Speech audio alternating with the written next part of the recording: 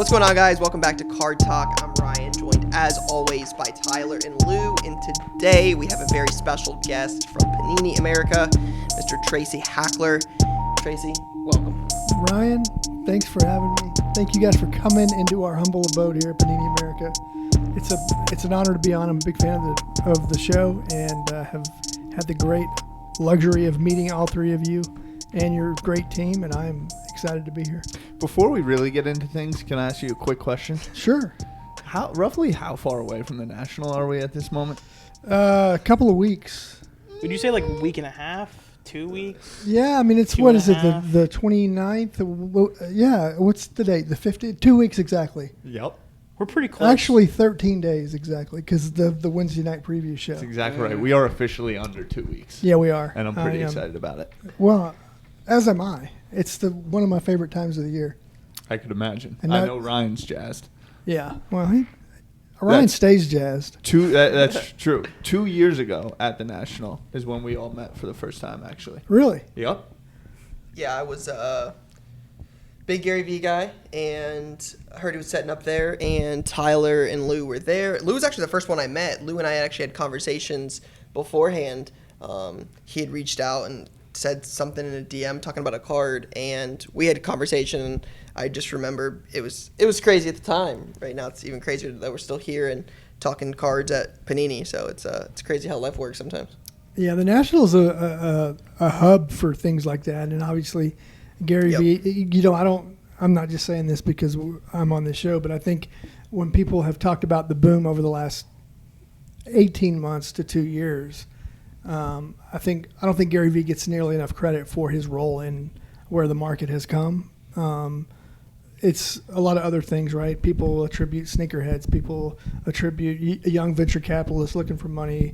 The stock market people who get a better return, faster return on trading cards than the market. But GaryVee is the one who kind of, I think he's been called a Pied Piper in some circles, and I think is accurate. And so I think him being at the National, I think 2 years in a row he was there, and we got to spend some time with him. Jason, my boss, our VP of marketing, had connected with him, and so he's a visionary, obviously, and he's a big reason why everyone is enjoying the kind of success that they are. One of the things that I think we can have a fun conversation, about here is, myself, probably the newest, kind of freshest in this world, and in the hobby as part of the community, and it's been so amazing. I finally, I'm like pinching myself sitting next to y'all, and we talk about going to the National and 2 years ago, and then the juxtaposition of yourself and the long career you've had, and Ryan's been doing this for so long.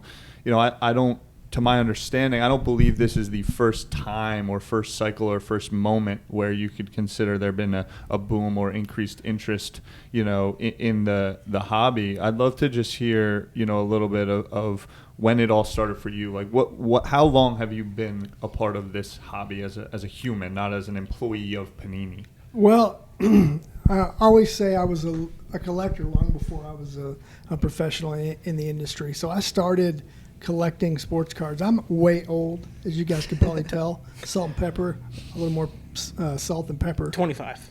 You're like, Life expectancy Close. is long. Close, right? Close. Life expectancy is long nowadays. I was 7 or 8, 1977 or 78, and my brother and I started collecting because back then sports cards were like our iPhones because we didn't have the internet. We didn't have Twitter to reach out to our favorite team or player. So we would ride our bikes down to the 7-Eleven on the corner, and we would get a Slurpee and we'd get a few packs of Topps cards because that's all there was, right? Yep.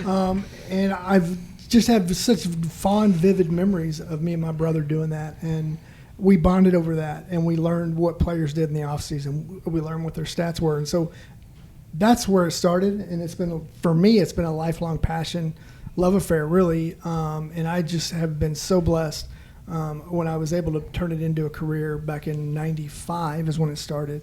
And I literally pinch myself sometimes thinking about what sports cards has done for me and where it's brought me, from Beckett to Donruss to Beckett to Panini, and just the people I've met, the experiences I've been able to experience all through football cards or baseball cards. It still boggles my mind sometimes when I think about it. Yeah. And I'll turn it over to these guys, but something that comes to mind immediately is my gut says when that was, 78, 79, 90, maybe 100% of it was around the sport of baseball. Yeah. Baseball cards. Yeah, it's accurate. And we on our show, we do a lot of almost talking. We like to talk about fringe. Yes. Whether it be Sure. F1 or obviously soccer isn't a fringe sport, footy, what we call it, but kind of this evolution of, Fortnite cards or what have you. How do you think, as kind of being in Panini with all the change that's going on, both respecting the, old age of the hobby and how it's been versus continuing to innovate, in these certain areas as demand pops up or changes happen? Yeah, man, I think one of the great things about Panini is that they are so diverse, and they have international roots, Italian roots from soccer stickers, just simple stickers that you put in an album, and that's where Panini got its start. And to see how we kind of morphed that with the first kind of traditional North American sports card product for soccer, which was that World Cup 2014 release. And it was really new for our international subsidiaries who were like, well, that's not good. That's not going to work.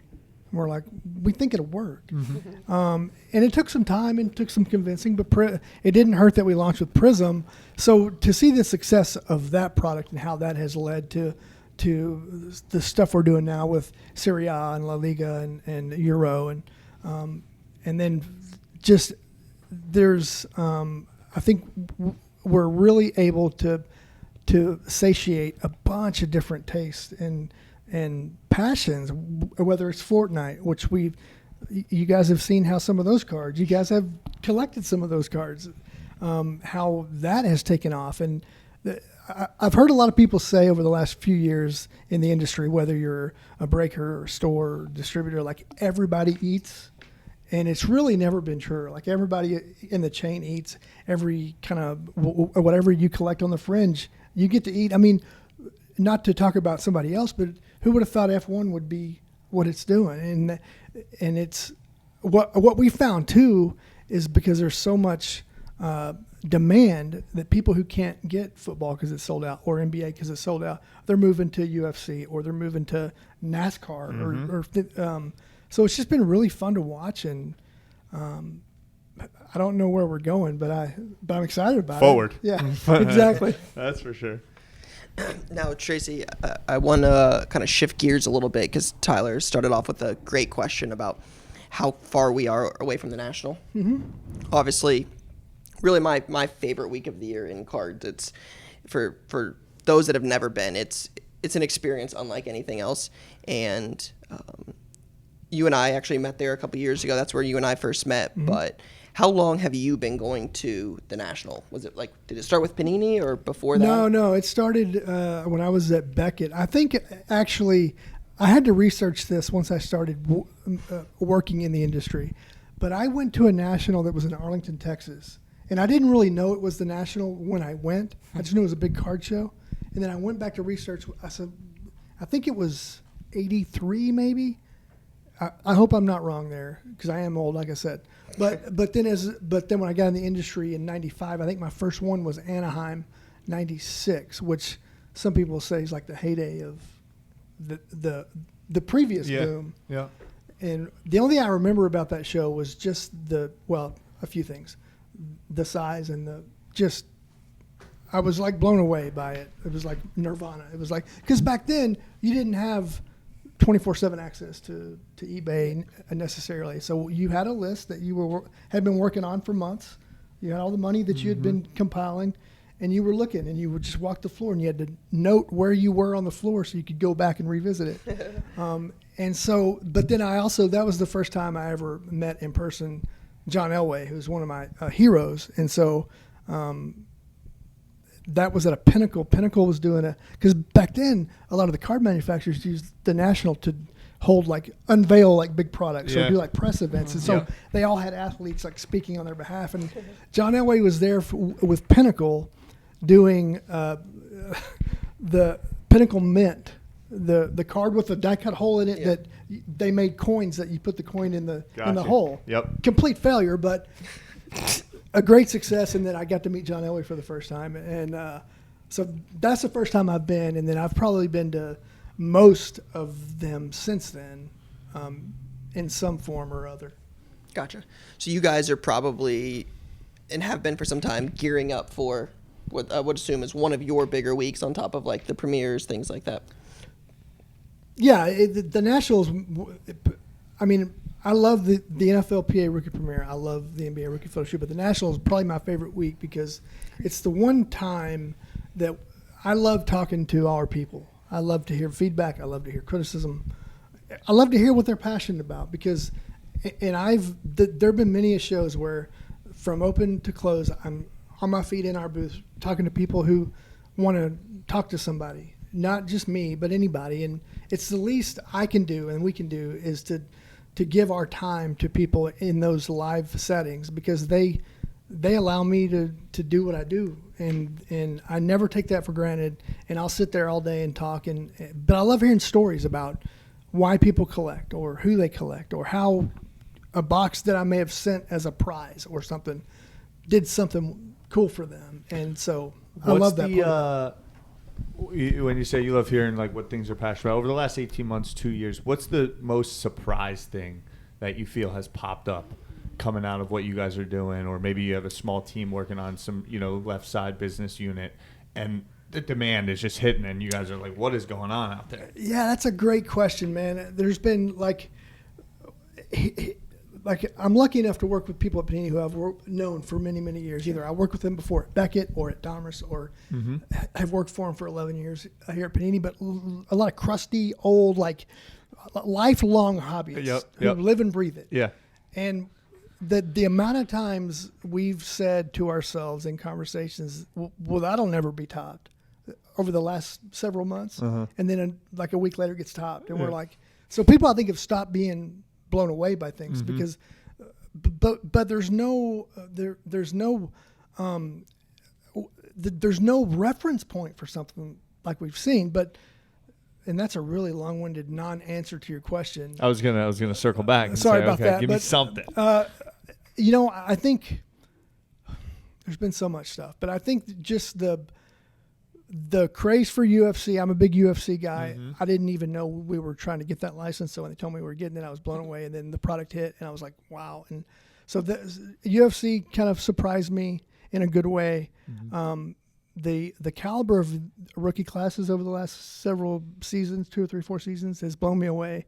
But then how our product teams across the board and our design teams have made products now that have equity, that people know what to expect. And they're not, although I love the rookie classes that we've had, our products aren't nearly as reliant on a strong rookie class as they used to be.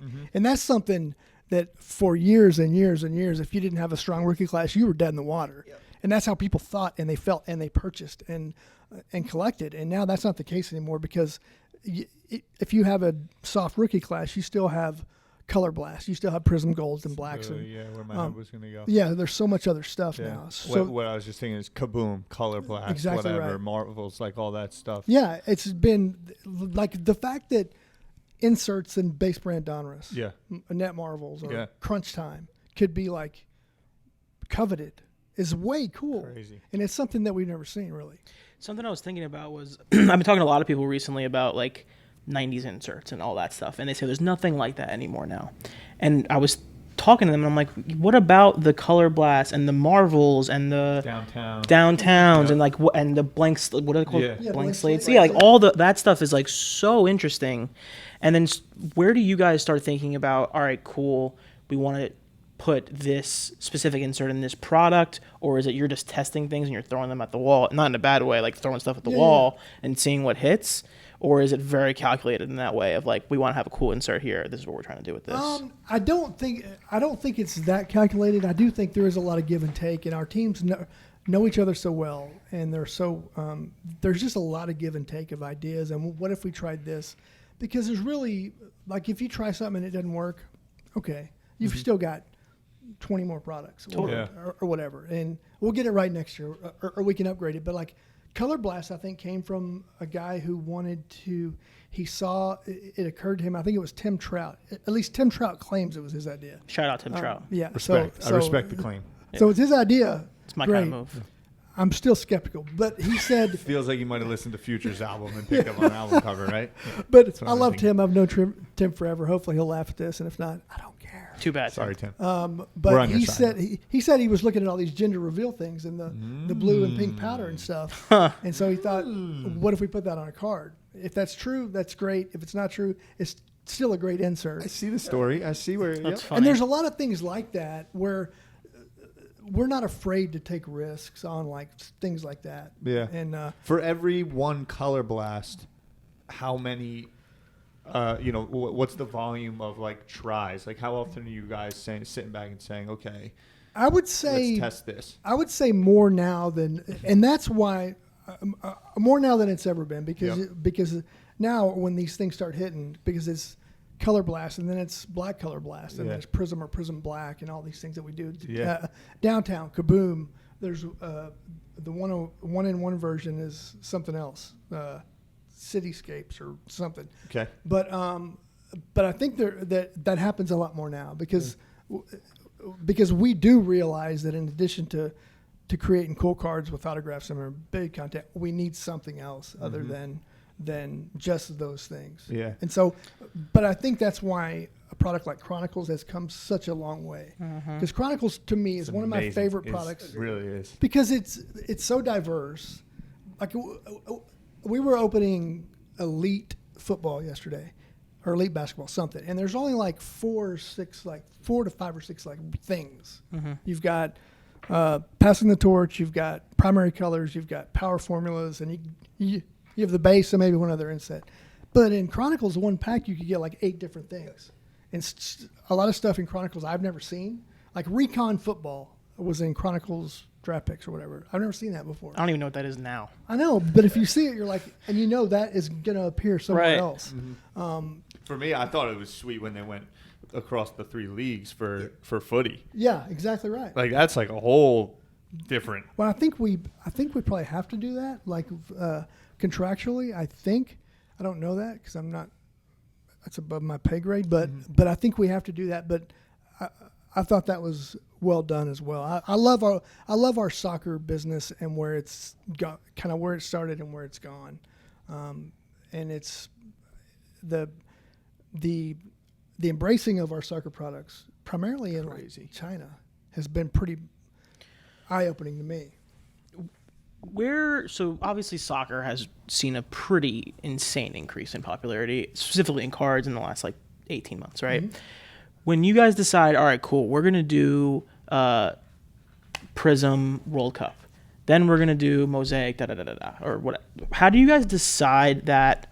Again, this might just be like throwing it at the wall, but like, how do you guys decide when you're going to put out individual products in terms of like, we see Mosaic as a primary product? Like, there's obviously been an increased emphasis on Mosaic, right? So when did you guys decide that you were going to do that with Mosaic? And also, where does that play out in terms of, all right, cool, now we're going to do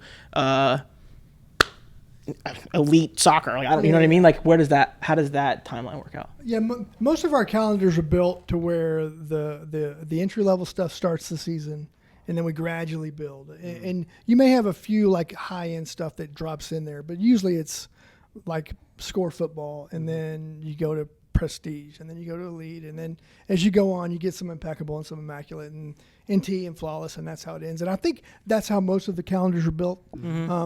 Soccer is a little bit different in the sense that we don't have as many products in a given season, but I think anytime we can work anything Optichrome in, whether it's Prism or Mosaic or Select, just when I think, man, we're just killing this Prism thing, it's like, give it a rest, and then a new Prism thing will hit, and it'll be like the hottest thing ever. And I'm like, do more Prism. When you're saying a new Prism thing, you mean like a new using the Optichrome technology. Yep. Got it. So it's in Prism, and then it's Select, and then it's a Mosaic, and then when I think there's too much of that technology being used, it never seems to die down. The Something demand that is just running through my mind right now, and what you've seen, over the course of your time. A lot of what I'm hearing is like listening, right? Like there's more tools than ever. There's more data. There's more noise than ever to listen. And if you're good at listening, you're going to be good at delivering for the consumer. No doubt about it. That's a great point. And what has really that been like? Because, you've really gone from licensing deals and then manufacturing to really what now every more or less business is a full-blown media company. And where does those responsibilities kind of change, and how do you guys think about that? I'm on the website, and you've got the articles and blogs that you're putting out written by, yourself. and it's almost like you could have a massive data listening team on what products, but those things like Color Blast, Mosaic come out, and whether it's Instagram, Twitter, et cetera, you're picking up on that. How's your role changed from, hey, we need to make good product, make sure we have the licenses, to like, we really got to listen to this community? Because also when you said the cards were your old iPhone, it's so funny because these communities are social networks in and of themselves. Yeah. And so I'd just love to hear from you how you think how that transition's been. Well, it's been so I went to school for journalism, so I was always a content guy. I wanted to be a sports writer, and I was able to do that. But man, the opportunity to combine sports writing with trading cards was just mind blowing to me. So I was able to do it, and then when I kind of went to Beckett and then Domers and then Beckett and then back to Panini, one of the things that was important to me to come back to Panini was it was going to be a marketing role, which I was fine with. But I said, will we be able to do like a blog? Because I just wanted to still keep creating content. Yeah. And they said, yeah, give it a shot, and see if it works. And I was like, okay. And so then luckily it worked because I'm able to spend some time doing that. But I always say, like, a lot of times we get criticism on social and we don't always respond. Mm-hmm. We rarely respond because there's some things we just can't respond to. Yeah. We're always listening, to your point. And that's such a great playground for any kind of feedback. And you get to, Ryan knows this because Ryan and I have communicated via IGDM since we met. And there are things you can do on IGDM that you can't say publicly. But I'm always getting information. And I'm always sharing it with the people that need to hear it. Yeah. Whether they want to hear it or not. And sometimes it's good. Sometimes it sucks. Yeah. But they need to know that why this person thinks it sucks. Because they bought some and they weren't happy with it, and here's why. And we need to know that, and we take all that in. So I love the social landscape. That's a real simple statement. Like, everybody loves social. But I know immediately when a product's going to be hot or not by how people respond to it on social. Can you point to a specific product or moment that has had that where you guys are like, whoa, this is really taking off, or hey, we need to double down on this? Like when I think about Mosaic, we've now seen it go from kind of like a insert little one-off thing to like, this is a product. Well, like a recent example to me is like clearly Donruss. The first time, because I don't. There were some products that get made that I don't have visibility on. For any number of reasons, it's fine, but it'll come out and I'll be like, well, what is that? And clearly the Domers was one where I thought, it wasn't for me because it's all acetate, but it seemed to really resonate with people, at least last year's. I think this year's will too. And then the way people, the parallels in that the mojos and the things in clearly Domers really haven't been done, where you're putting that holographic kind of almost optichrome feel on a see-through card. It's never been done. So I saw people really responding to that in a positive way early on. And that was cool to see. The WNBA is another one where the minute I put the blog post out, there are some. So when I post a product preview to our blog, I get that from our product information solicitations that our sales team sends out. So as soon as our sales team sends it out, I get it. I'm notified. That tells me the stores are about to get it or the distributor's going to get it. And usually I can wait to post it because we're working on other stuff or whatever. But there are certain products that right when that hits, I want to be the first one out with it. Just because that's why we started the blog. Of course, yeah. And WMBA is one of those where I've got like 4 other product previews I still need to post that are coming out. And you're like, yeah, exactly. UFC Select jump to the top. But yeah, it's the social media has changed everyone's lives forever. But I think Instagram, of all the channels, Instagram seems to have been the most influential in growing our business. I don't know if y'all see that too. Yeah, But that yeah. more than Twitter's great, has its role. Facebook's great, has its role. TikTok is cool, has its role. Yeah. But Instagram seems to be where. Yeah, visually, the lives. Yeah. I mean, we've really talked a lot about like what the ability of breaking on lives has done. It's been crazy, and like people internally rip me because unless you're dropping F-bombs like crazy, I will repost any mention of us on Instagram on our story. Mm-hmm. You hear that? And people were like, just don't cuss. Like, and you can even cuss like mildly, but the F-bombs and stuff, I get the excitement. I do, like, but it's like, bro, like, I want to share this. It's a great part, and it's a great moment. Yeah.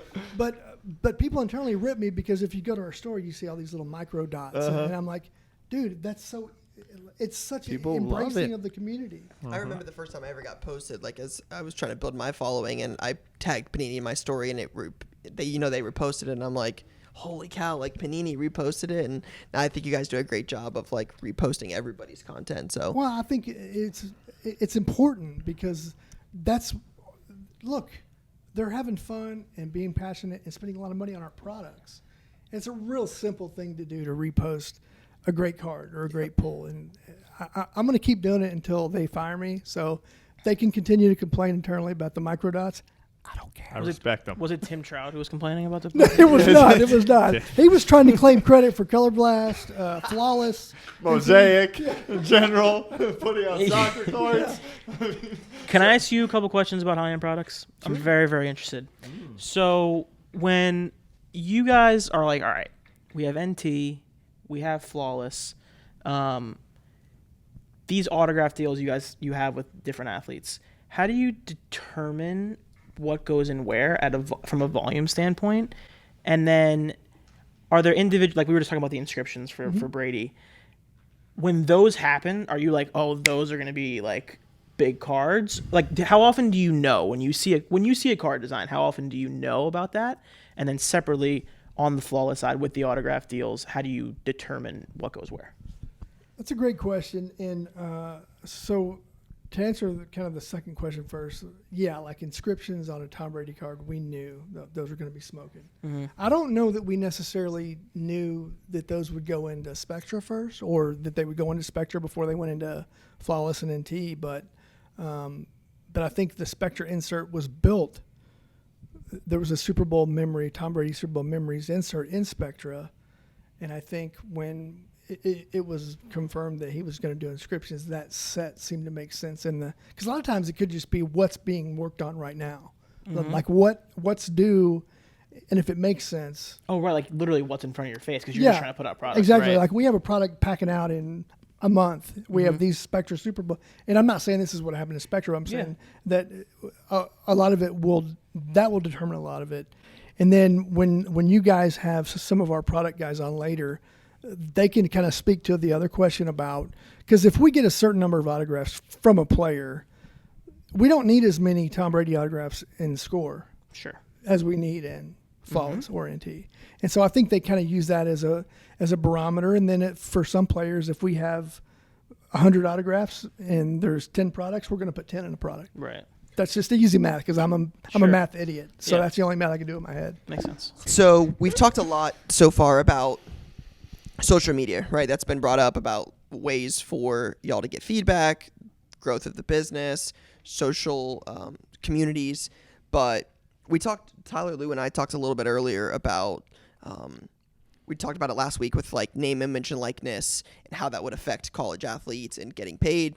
So one of the things on my mind is for someone that's been in the hobby really as long as you have, who are some of the ones that come to mind in terms of guys that like the hysteria, the hype around them? Maybe some in recent memory or a little easier than others, but maybe some of the ones like I remember Strasburg in 2010, right? Yeah. Like some of the other ones that people may not think of. Who are the ones that come to mind for you? So players who would fall under that NIL window today. Yeah, but Yeah. also like the ones that have Well- had massive card demand. And I think there's a good way to also frame it too of, if you've joined or become a part of the hobby in the last 3 years, Zion and Yeah, then I was gonna LaMelo, say- like Sure. go past 5 Yeah, for years sure. and like what were some other similar moments where it was like, Well- ooh, this is the biggest guy ever. Well, the greatest draft class that was supposed to be was Reggie Bush. 06. I mean, if you That's could when I got imagine- in. Yeah. right? If you could imagine him having NIL stuff Yeah. with USC, my God, Yeah. you know that whole class. I mean, Vince Young is another guy. I'm trying to even go back like Ryan Leaf, right? Not like the NFL Ryan Leaf, but the Washington State Ryan Leaf, who would be eligible for NIL. Yeah. That would be insane. And I mean, obviously with Peyton Manning there too. Yep. Bo, well, yeah. I mean, Bo Jackson comes to mind for everything just because he's Bo Jackson. Mm-hmm. One of the ones we brought up was Tebow. Oh, I remember when he one of was my like favorites. when he was drafted, like that was just Yeah. that was crazy. Another great example. Yeah, I mean those guys would break the internet in many cases with their NIL stuff. Yeah, for sure.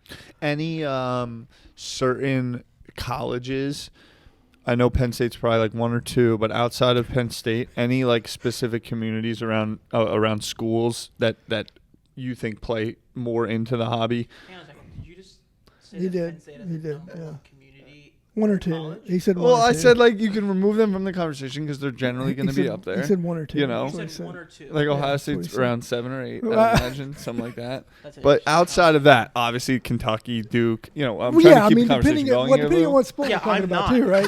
That annoys me. No. Well, I was going to point to Ryan next to me because Ohio State would be one of those teams, obviously. On the football side, I mean, you really got to break it down by sport, too, because Yeah. obviously Kentucky, Duke, or football power, and North Carolina. Or, Yep.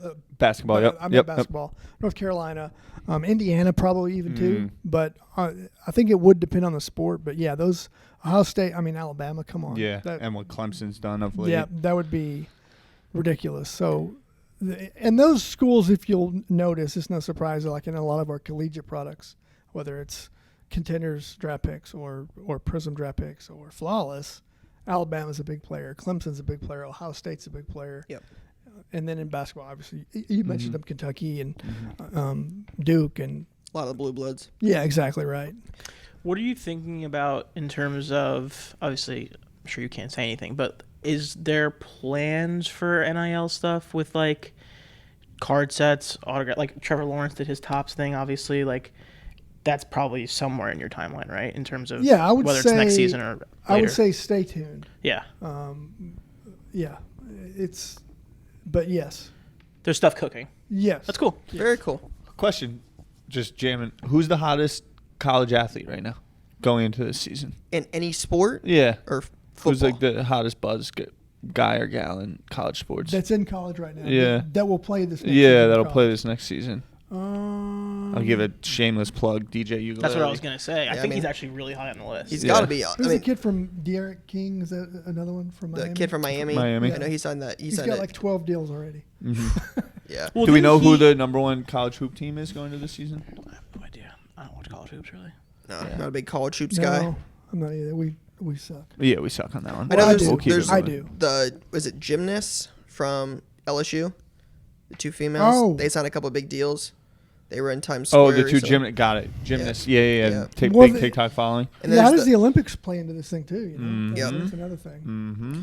So I think we would be remiss to not bring up the national again. Yes. I think it's got to be the topic of all of our Card Talk podcasts over the next 13 days. 13 Yeah, days. 13. Rightfully 13 so. Um, Slightly Rightfully under so. 2 weeks. Any insight on plans for Panini at the national? Well, as we discussed earlier, it's one of my favorite events that we do. It's huge.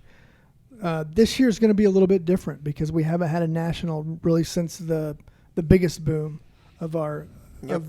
of the recent past, and so I think there's certainly a pent up demand for like live shows. You guys have seen it at Dallas and and other places y'all been. But, so yeah, we always say we pull out all the stops at the national because it's such an important event, showcase event, interacting event.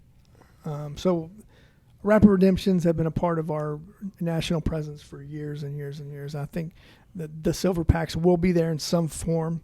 I'm going to pause you for 1 second. Can we go into rapid redemptions and a little Sure, bit what yeah, that yeah. execution is? That's a great question.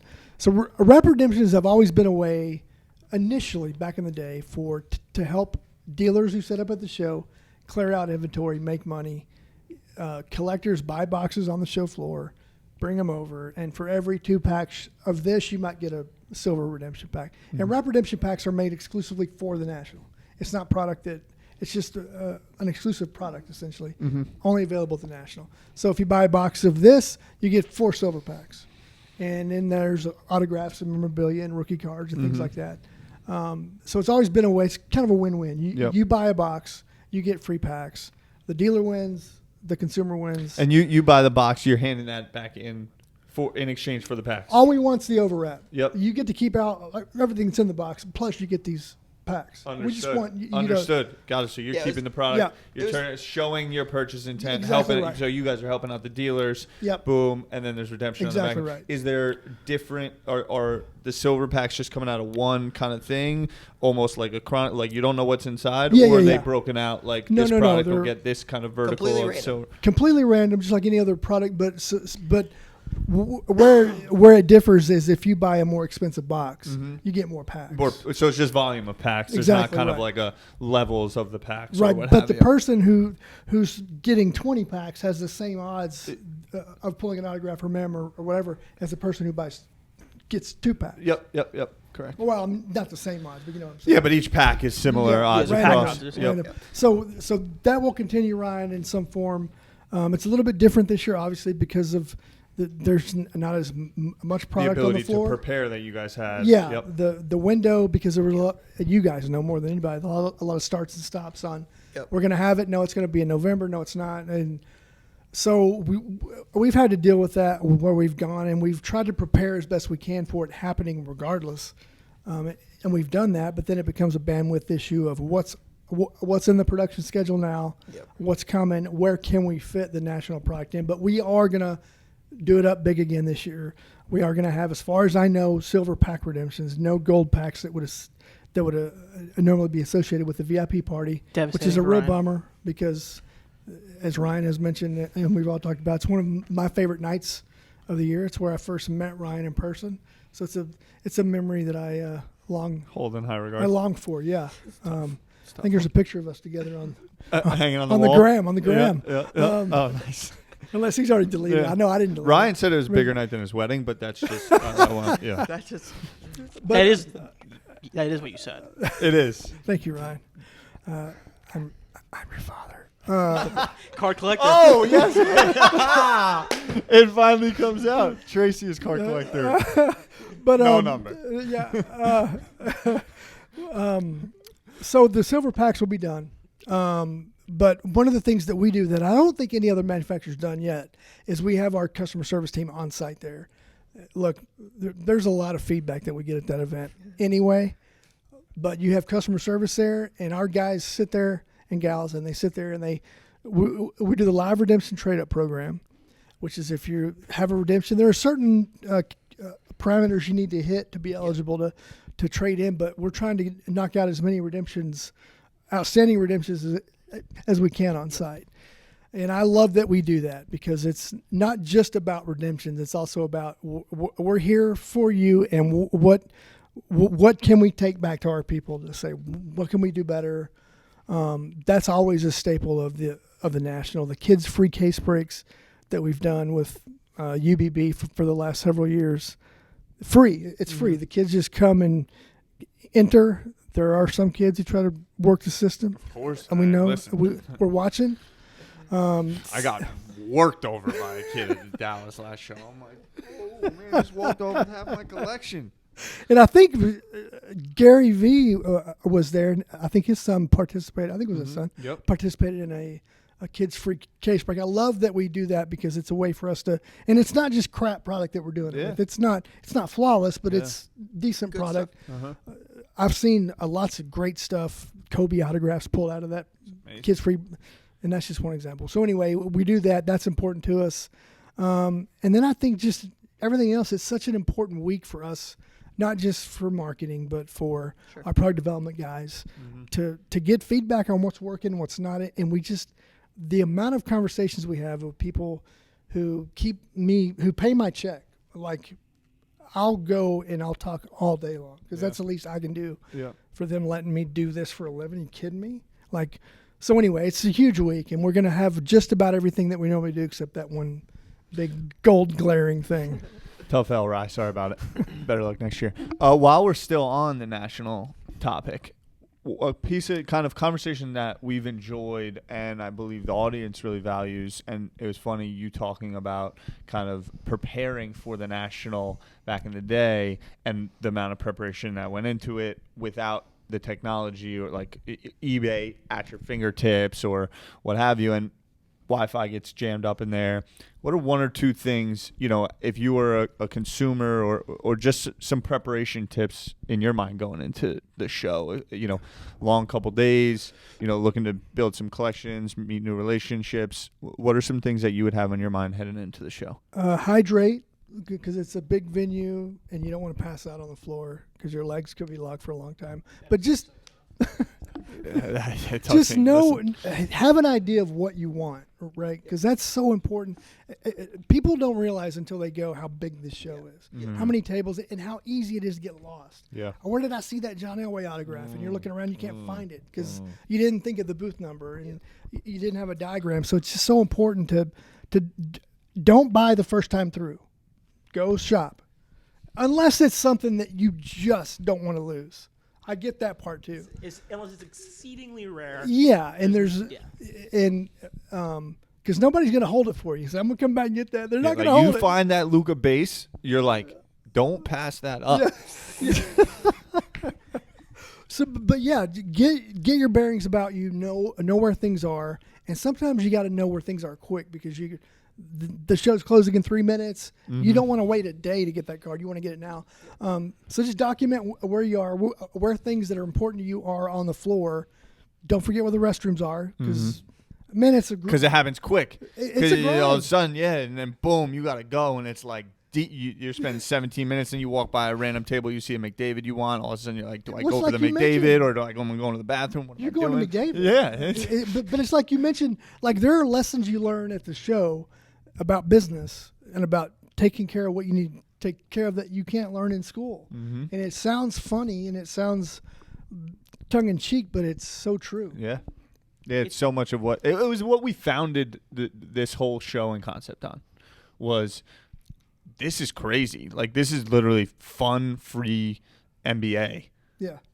And that's what this has evolved into for us. It's been a blast, and obviously following Ryan's, lead and what he's been able to build. Well, it's been amazing. And I think if you think about it, even at any of the packed stadiums you've ever been to, or any big concerts you've ever been to, it's hard for me to imagine a bigger group of extremely passionate people. They're not all passionate about the same thing, but they're all passionate about the same thing. It's like 100,000 people who really like cards. They'll tell you about it, right? Yep. Like I can't tell you the stories I've heard about a Ryan Tannehill collection. I'm like, I just want to go use the restroom. Third year insert. Yeah, and they all know. And like gem rate on the. We used to have these badges that I this is going to sound weird. It's not an easy way for me to say it, so I'll try to gloss over it. Well, I kind of felt like how Dolly Parton felt because and I'll tell you why. Perfect. I'll tell you why. Because we used to have these badges. Our badges are always pretty cool. They have cards in them. And sometimes I remember seeing this. I would always know when somebody wanted my badge and not me because they would come and look at me and their eyes would be right here on my badge. And I'm like, hey, up here. It was like, and I've been made offers. Hey, I want that badge. And I'm like, no, this is my badge. Yep. But their eyes go right here. And So, Dolly, I commiserate with you one time a year. 3 days a year. Lou, go. I think something else that I'm sure if we don't ask it, people will be like, why didn't you ask about that? Obviously, again, the last 18 to 24 months, there's been an extreme increase in demand, I imagine production as well, of the cards that you guys are coming out with every week. That feels like every week at this point, right? How are you thinking about the long-term health of cards? Obviously, we were talking before about like the boom and the bust era and how all that happens. Where do you see Panini's role in that, and how do you maintain the health of the hobby? That's a great question. I think we have the most important role in it because we control so much of the NBA marketplace, the NFL marketplace, NASCAR, UFC, college. And the thing that I take, there has been extreme growth in demand. There hasn't been extreme growth in production, but there's been slight growth, right? Mm-hmm. Because the thing that I'm most excited about this time that we're in versus maybe the late 80s, early 90s thing is that we have so many people at Panini making those decisions who lived through that and know what it's like to be irresponsible and just have your hand out and not doing things for the right reasons. And so that gives me a lot of comfort and confidence that we're in this thing for the long haul because it's our business too. Like we don't need to grab all of it now. We need to grow it steadily. And we have people who are like-minded, who are way above my pay grade, who feel the same way because they don't want to do anything to really damage it. It's interesting. We've talked about it on our show a lot. Is like it's your guys' job to make money as a business, and the way you make money is to sell more cards. So it's a very interesting line to walk. It is. Where it's like, man, how much can we put out of this where it's not too much, but we're still going to get the increase year over year and all that stuff. So we talk about that all the time, and I've always wondered how you guys approach it in terms of, should we just keep printing? Obviously, you don't do that, but like, yeah. I think there are heated discussions about that very thing in this office, in this very room, where some people just want to put pedal to the metal in this print. And we're like, no, we can't do that because you never really know where the tipping point is until you're on the other side of it. But once you hit it, it's too late. And so I think, like I said, we have a lot of people who are in positions of power and control here who know that and are very cognizant of being responsible. That's the word I always use, just be responsible. And because we were all talking, it's easy for me to say, we were all talking about some Instagram DMs we got. And if everybody who wanted product got product, nobody would want product. So that's the real truth is there are some people who aren't going to get it. Yep. And you're going to have to try better next time or find another way. Because if everybody got it, we're not here, and we're not here. Yeah. What was going through my head is we talk about, like when you said you don't need to get it all right now. And I think about the mindset of dealers or people that have been selling, and this just theory of like life is very long.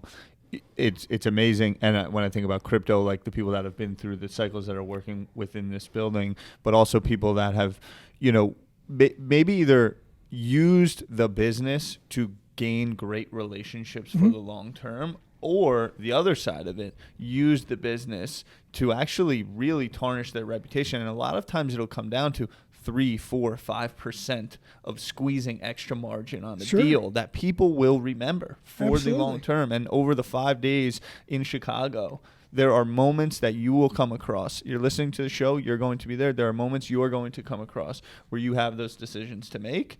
And look, you can't put everyone's situation or perspective on the table, but it is key to important to remember and important to remember that life is long, and there are, ripple effects of deals, decisions that you make.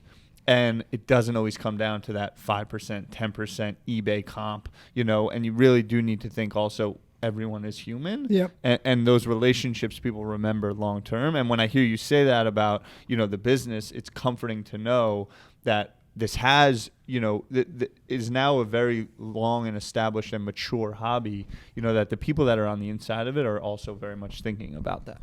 Yeah, no, I'm glad you said that too, because I've always felt like, and I think a lot of people do, like no matter who I've been able to meet, what Super Bowls I've been able to watch, or that the thing that's always been most important to me throughout any stop I've had in this journey are the people. And just do right by people, and we're all going to be better off, right? And you were so poignant when you said it. Like there are things that you don't think are big deals that are going to be big deals. And when you make that decision, where that ends up, you're not going to know until it's too late. Yeah. Yeah. So we've only got a couple minutes left here, so I think I have a must-ask question that I want to sneak in, but you keep going with that. I just want to make sure I know before the time ends. I just want to finish with maybe a little rapid fire. Amazing. Sweet. So ask a question, everybody answer it. Yep. It's one of the things I want to ask Tracy, so I'll start with this is, and everybody can answer, obviously, favorite product Panini produces? Playbook. Huh. I like Playbook. I like booklets. Prism World Cup. Contenders draft picks football. I'm going to go with Contenders Optic football. Nice. My favorite cards. Mine's a question directly for Trace. You guys can try to answer it if you have some knowledge. But Okay. I don't off have the knowledge, back but I have answers. yeah, You got knowledge. Prism, Yeah. World Cup. Mbappe autos. It's just like, how many words do I have? You I want them. I want them. Yeah. All of them now. I can answer that as well. That'd be great. Yeah. Yeah. I raise your want with my need. Yeah. I hope. How about that? I hope that we have Mbappe at some point. Yeah, we didn't get to talk about that a lot. It's like it's a lot easier with the American sports, right? I think a lot of people who watch our show ask us about soccer autos as well. Is like, it's way easier to get autos in the Major League Baseball 100%. or NBA or whatever. The soccer players is literally you're dealing with individual people, right? Global, and they're global. Correct. They're not in Cleveland. Yeah. They're, you know what I'm saying? Yeah. So our guy, Alex Carbajal, who does acquisitions for baseball, NASCAR, UFC, another global sport, and soccer, I mean, that's a tough job, you know, because he's tracking this stuff internationally, and the shipments they take longer to get there. Sometimes they get stuck in customs for clearance money and stuff like that. Yep. And they know what they're sitting on, and so it's really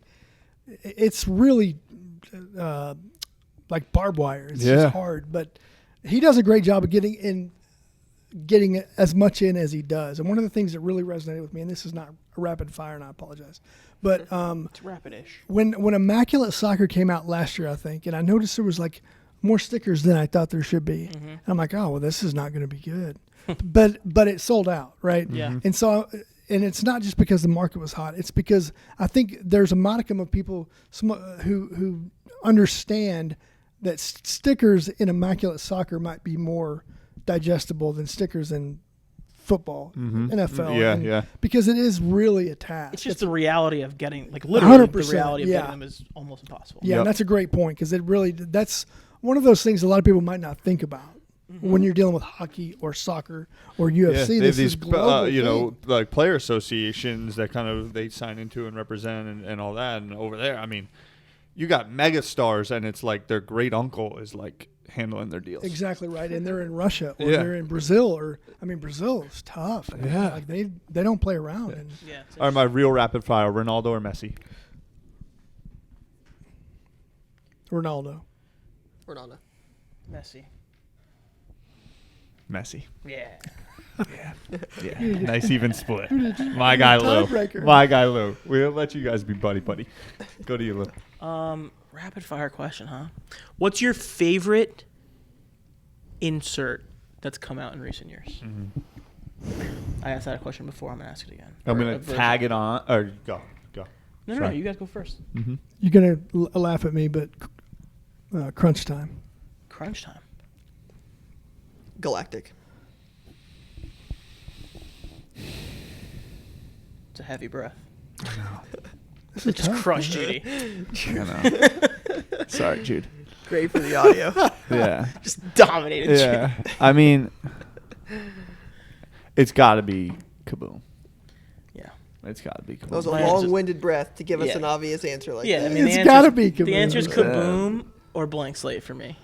Lou's Is real blank big on slate the blank LeBron? slate. I've gotten Is Yeah. blank so slate the hot. white all white Yeah. LeBron? Yes, dude. Yeah, I've they're gotten Lou's got freaking in on that hot real on quick. card. They're sweet. that's- They're sweet. I didn't know they existed 2 months ago, but now I know they exist. Well, It's the only one I care that's about. why I had the deep breath, because I'm like, I don't own any Blake Slate. I can't throw that out there. That's not real. Color Blast, I think, is epic, and I'm super into. But like the real answer, I didn't want to go there. It's like super vanilla for me. Is Kaboom. But that was my thought process. Sorry, Judy, for the deep breath. Okay, cool. Awesome. But then I was gonna say Color Blast or Kaboom Yeah, down the it's line. Oh, it's Kaboom easy. Kaboom. Yeah, for sure. Yeah, I was thinking Color Blast or Crunch Time. I'm a simpleton. Saturday morning cartoons. I'm I respect it. I'm at an I see age the where I Panini watch. Polo. I see what you're doing. Yeah. I'm at a time in my life where I was that kid that watched Saturday morning cartoons. So when Crunch Time came out, I'm like, they're talking to me with that, like, because I'm Yep, old. yep, And so that's when I yep. said it. I should have said Color Blast. I want to redo. No, I'm kidding. I want it to be Color Blast. Yeah. I have my short list. I started on the flight. Oh yeah. My short Good, list. What good. I'm trying to attack. I I'm slept trying to on the be flight. prepared. Which goes back. If should've you have a said short list, don't wait to buy the items on your short list. If you find it, get it. Get active. Yeah. Mhm. Connor McDavid. Make a play, as they say. Make a play. Yeah. Yeah. Yeah. You may have heard of it. Do you have a favorite play you've made? Well, I got my wife to. Aha! Play of the life. She sucker. I'm trying to think. Like in the card game, you're saying? Yeah. We have a segment where it's play of the week, and because it came about where it's like make a play. Like if you're confident, one of the great things of the hobby, I believe, is that if you have intuition and belief, it allows you to execute on that. We say make a play. Yeah, like my biggest play because I'm not an investor. Mhm. I'm more like I'm a guy. I'm a hoarder. I'm a fan. Yeah. So maybe something that you wanted to hoard but took you a little bit to get to. That's a play. One thing I did that's dumb. It's going to be dumb. Speaking of the National, many years ago, Flair had a promotion on the floor. You bought a box of Flair WWE product. You got an autograph ticket to go meet Trish Stratus. I don't know if you know Trish. but Legend in the game. She's Blew a my legend mind. of the game Legend in the game. in multiple ways. And I bought the box of Flair, and I pulled one of these real rare lip print cards of Lita, who's another legend of the game. Another legend. And I kept it, and then I sold it, and I regret it because now I don't have a type card. That's a miserable play of the week. Worst play of the week. I like it. People talk about that all the time. Jay's having a panic attack over here with the fingers. Yeah. The battery's gonna end. He's doing sign language. We're All gonna right. get shut down. Appreciate you coming on. Oh, thank Appreciate y'all you for guys having me. having us. This has Thanks. been Thank you, awesome. man. Thank Yeah. y'all. That's all I got for now, guys. We'll be back.